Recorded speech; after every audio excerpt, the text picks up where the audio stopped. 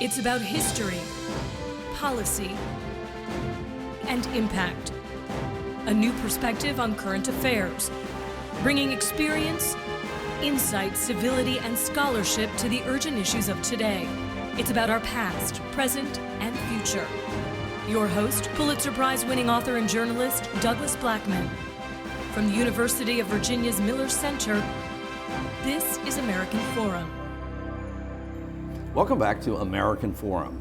Nearly 15 years after the 9/11 terrorist attacks and over the course of 2 full presidential administrations, there is a broad sense among many Americans that U.S. diplomacy and geopolitical strategy are in shambles. The massive and, according to many, ill-fated invasion of Iraq by President George W. Bush, the Middle East meltdown that followed, the rise of ISIS, President Obama's alleged blunders in Libya, Syria, and in response to Russia's Vladimir Putin. Whatever your politics, recent American foreign policy has often looked like a disaster. No great strategists, no wizards of diplomacy, no supermen or women of foreign policy.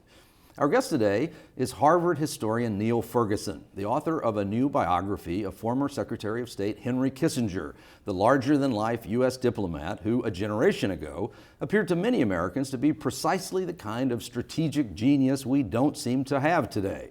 But Henry Kissinger also came to be seen as a deeply controversial figure, accused by some of almost traitorous behavior and terrible crimes of war.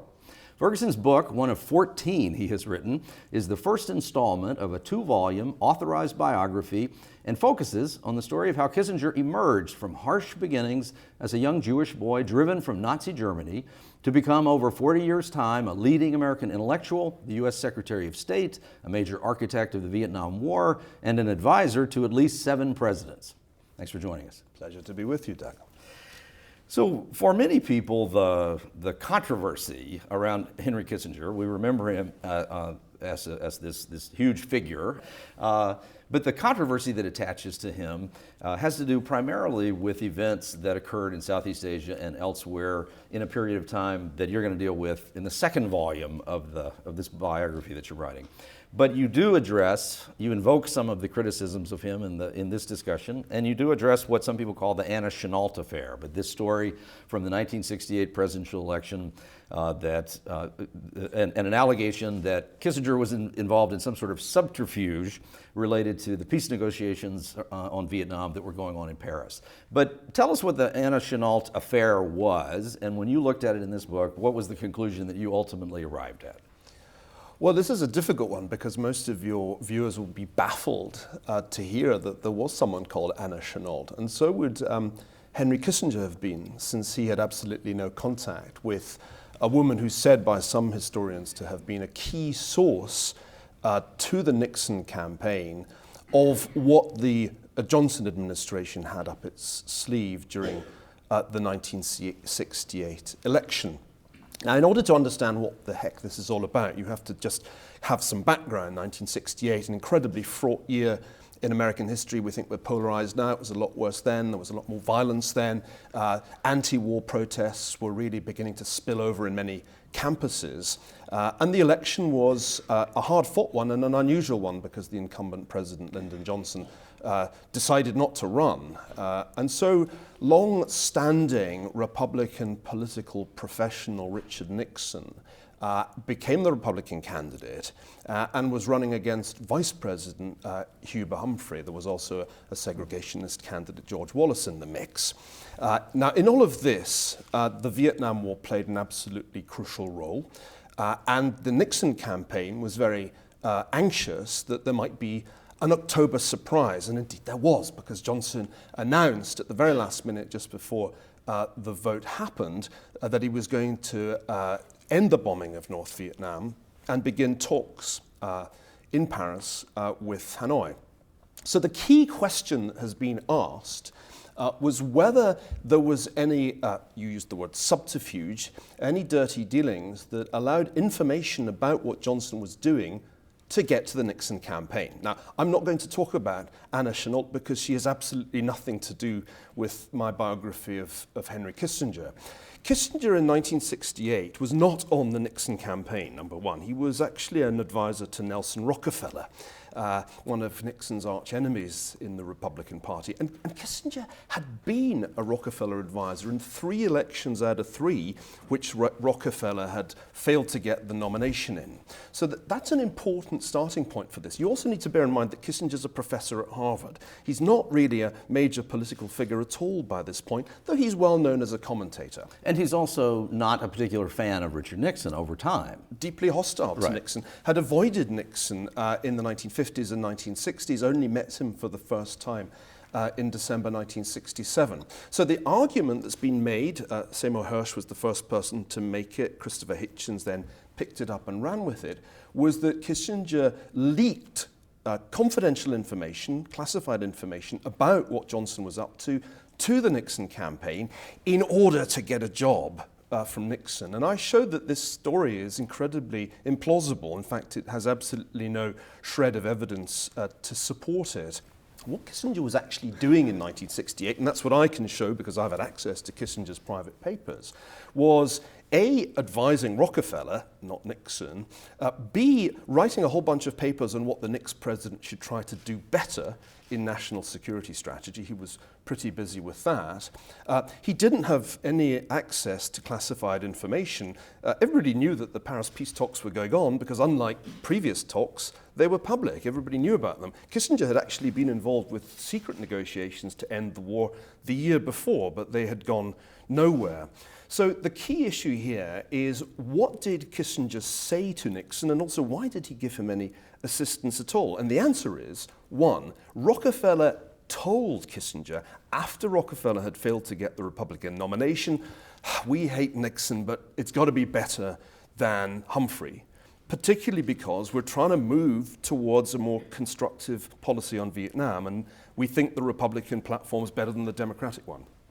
2, Kissinger then gave some analysis to a member of the Nixon campaign about what he thought was going to happen. Now, if there's a smoking gun, this is it, because there is a document that shows that somebody, it's almost certainly Kissinger, spoke with someone in the Nixon campaign about what was happening. This was in September.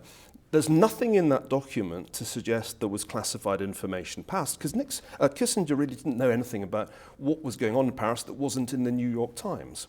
So the key point here is what was said.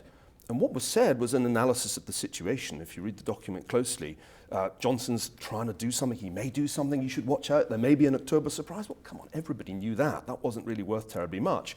And the rest of the document's actually about the Soviets, the Middle East, and the implications for the election of changes in foreign policy at the last minute. So I show that, yeah, there was some conversation between Kissinger and the Nixon campaign. There was also a conversation between Kissinger and the Humphrey campaign. And it's important to know, and this is the final point I'll make, that in previous elections, under Rockefeller's direction, Kissinger had offered his expert advice on foreign policy to candidates on both sides. I wanted to probe a little deeper into this because it is the one thing that you actually spend a good bit of, a reasonable amount of space on in the book with this refutation. So it seems like it's worth digging into. And also, about a year ago, we had sitting in the same chair, one of the scholars who's written about this and made the charges that you refute in the book, and that's Ken Hughes, historian who's written specifically about this particular incident. And he does point to some, there's an FBI document that's, FBI from a wiretap that talks about that this woman, Anna Chennault, was in communication, and you acknowledge that too, that she existed. Can I interrupt? Sure, of course. This has got nothing to do with Henry Kissinger at all. I mean, I've seen those FBI documents. Right. You'll look in vain for any reference to Kissinger's name. And I mean, I think there's an interesting story here of how Nixon was waging the campaign with the kind of tricks that we associate with Nixon, but also, I mean, not only with Nixon, there was all sorts of skullduggery going on in that election. And I think the key point here is, did the South Vietnamese really need Richard Nixon to have been informed by anybody that there was an October surprise coming that they would then need to sabotage? And anybody who's been properly trained as a historian knows that on that test, this case collapses because it was absolutely clear to anybody who read the papers that there was an October surprise in the pipeline, and that, secondly, a Nixon administration would be tougher than a Humphrey administration. That was because they'd both made their positions absolutely clear, and therefore the South Vietnamese, who had pretty good intelligence sources of their own, they didn't need any of this to know that this was in the pipeline and that they should hang tough. So I have to say, in the annals of historical scholarship and the foreign policy of the 1960s, this is one of the biggest red herrings I've come across.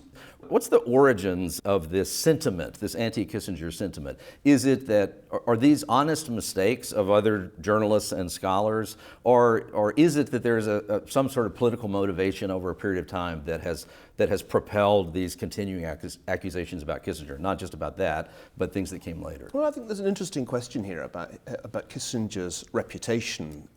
In the 1970s, when he became famous, remember, he's not really famous at all in 1968, but once he's actually famous as National Security Advisor and then Secretary of State, we should remember that he's a hero who is frequently on the cover of Time and Newsweek magazine, SuperK. In 1973, people think that he's the guy who's really president as Nixon descends into the morass of Watergate, making peace in the Middle East the year before the opening to China.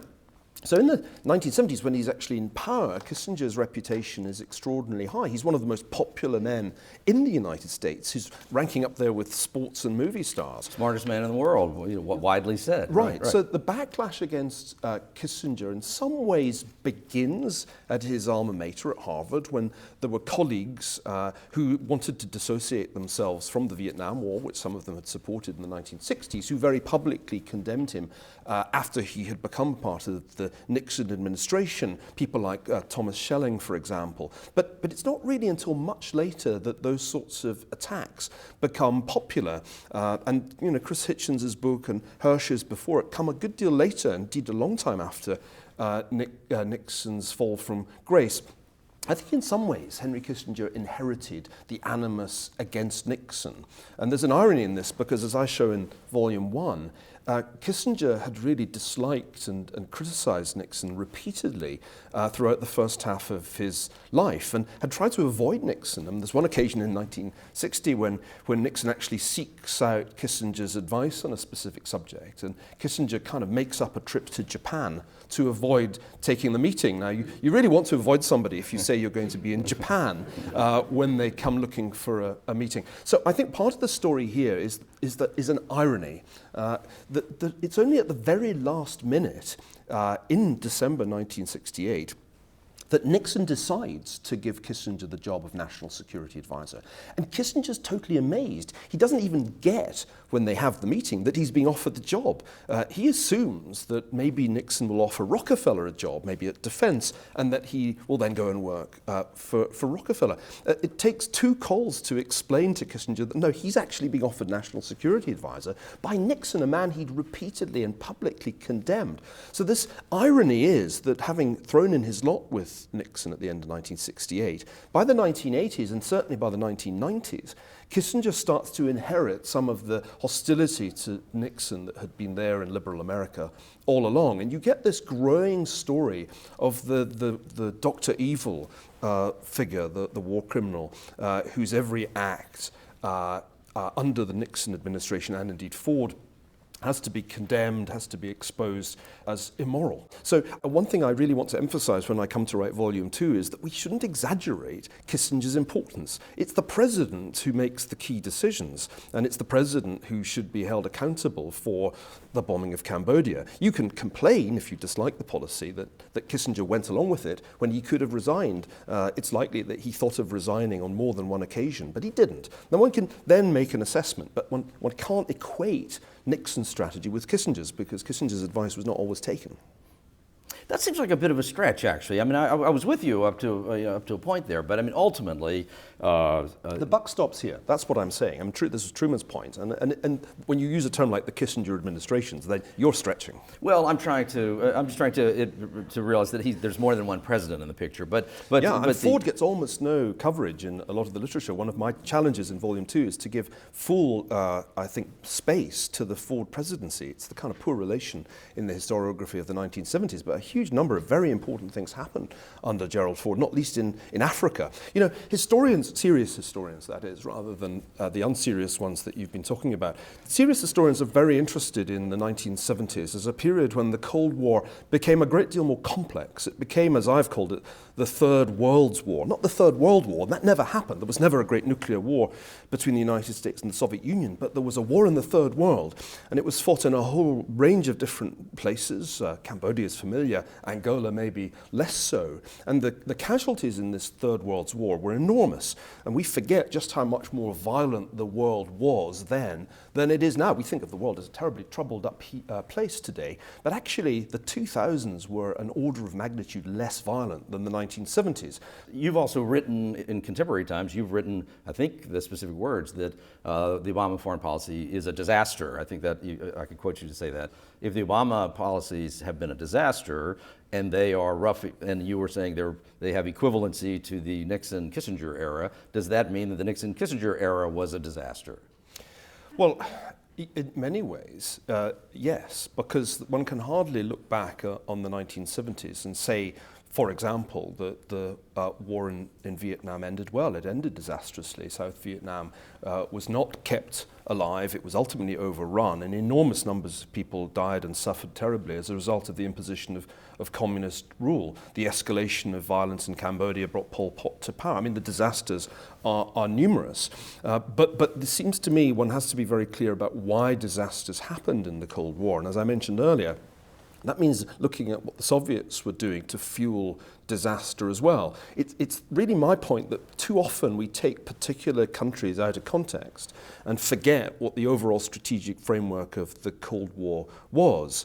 And it's a different thing, it seems to me, to say that something was a disaster as opposed to a war crime. I mean, disasters happen in foreign policy, often with the best of intentions at the top. So that's the way I would think about this if one starts to talk about the recent Bush and the current Obama administrations. If one were to look at the decision-making of 2001, 2002, I don't think it was entirely bad faith. There was some bad faith, but I don't think it was entirely bad faith that led to the intervention in Iraq. I've just been doing some work on that, actually, trying to look at the reasoning that led to that decision.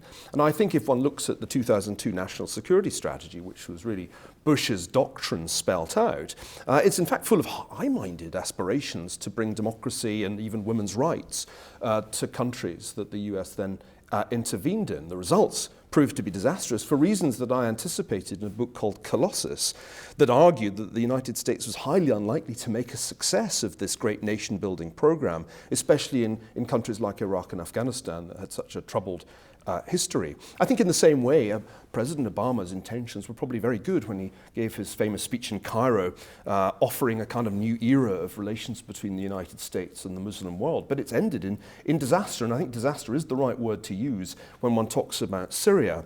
And if we try to apply a Kissingerian approach to these sorts of very contemporary questions, what would be the Kissingerian approach to that situation?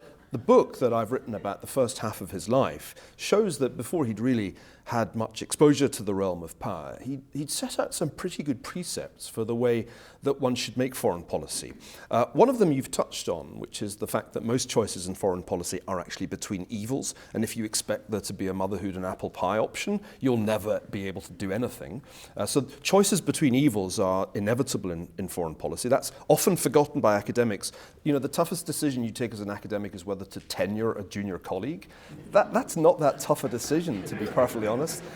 So academics have to be very careful when they pass judgment on people who are deciding between war and peace.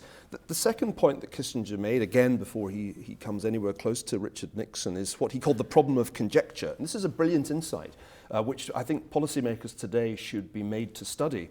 If you make a decision to do something, to preempt what you think is a disaster, and you're right, you take that decision, you maybe pay that cost, and you avert disaster, no one is going to be grateful. Because in a democracy, people just aren't grateful for averted disasters. Nobody today thanks Kissinger for the fact that there wasn't World War III, because we just kind of assume it was never going to happen.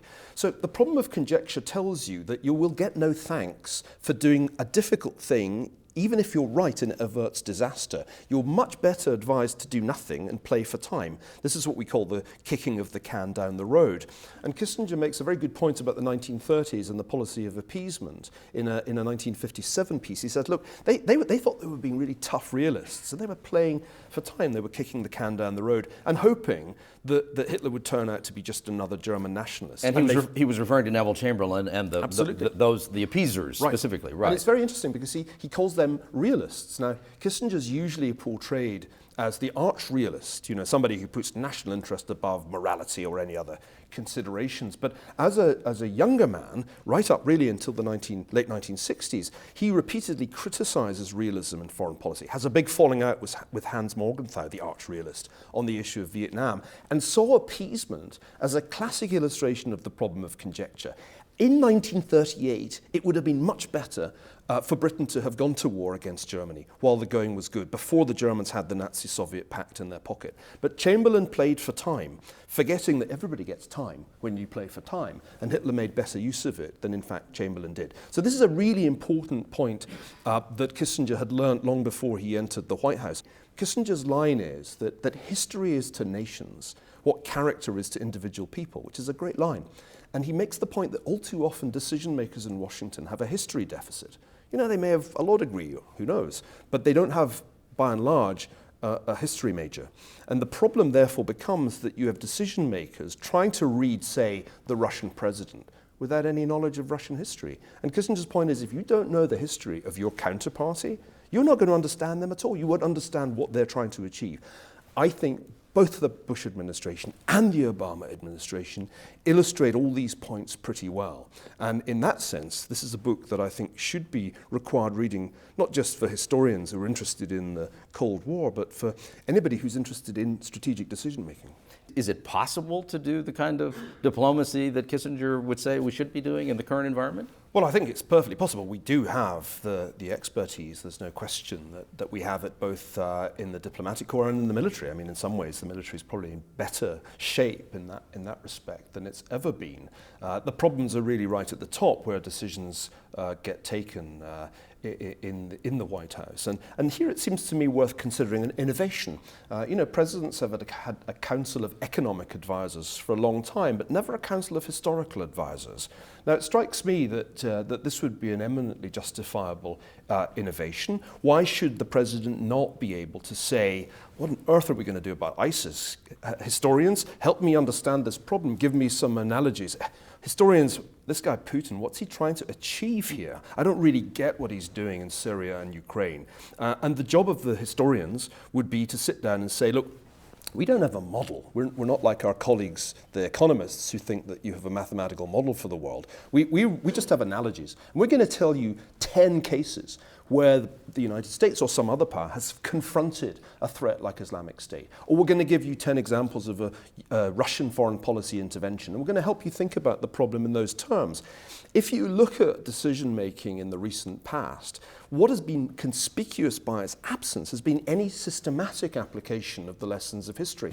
You just co-signed a letter along with a long list of other scholars with interest in foreign policy. Some say it's a list of neocons. You don't put your I'm definitely not a neocon. That's for not sure. a neocon. I bashed them so much during the Iraq War. I'm surprised they let me be on that letter.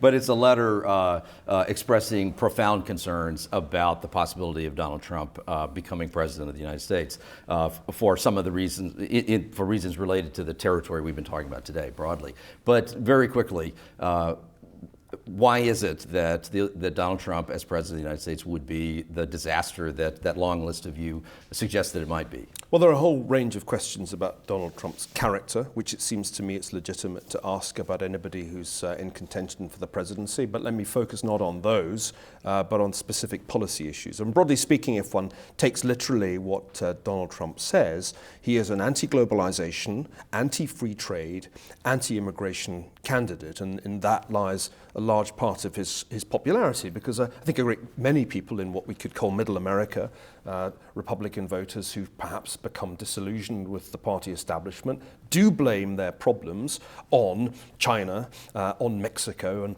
broadly speaking on immigration. And I think if one had a president who decided he was going to impose tariffs on Chinese goods, who was going to build a wall across our border with Mexico and try somehow to get Mexico to pay for it, we would embark on a foreign policy disaster with a capital D. I mean, this would be a disaster which would be a significantly larger disaster than the ones we've talked about, because it would undo very, very quickly the ties of goodwill that the United States has built up with countries all over the world.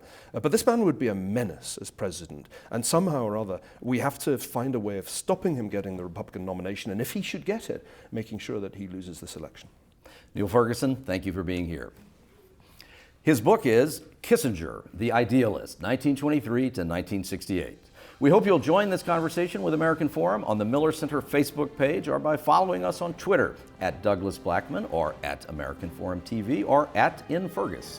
To send us a comment, watch other episodes, download podcasts, or read a transcript, visit us at millercenter.org American Forum.